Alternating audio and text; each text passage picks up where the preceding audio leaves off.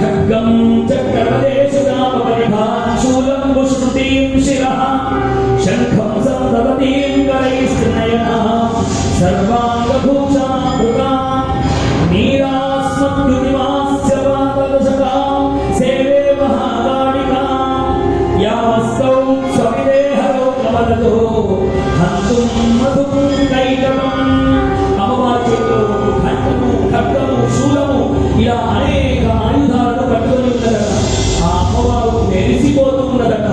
ఒరే మూర్ఖ కంస, నేను తలుచుకుంటే ఒక్క నిమిషంలో నేను సంహరించగలను, కానీ నీ మరణము శాసించువాడు ఒకడు వాడిని పుట్టి ఉన్నాడు. మూర్ఖ కంస, నేటికి 10 రోజులు గడిచింది వాడు పుట్టి, ఇంకా నీ మరణము తథ్యము అన్నదట అమ్మవారు. అలనాడు ఆకాశవాణి చెప్పినటువంటి మాట, నేను యోగమాయ చెప్పినటువంటి మాట, ఈ రెండు ఒకటే అయ్యేటప్పటికీ కంసుడిలో ఎక్కడ లేని భయం కలిగిందట.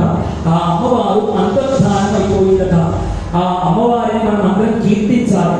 అమ్మ అనుగ్రహం లేకపోతే మనం ఏది కూడా మనం పొందలేము. అలాంటి అమ్మను మరొక్కసారి మనం అద్భుతంగా కీర్తించి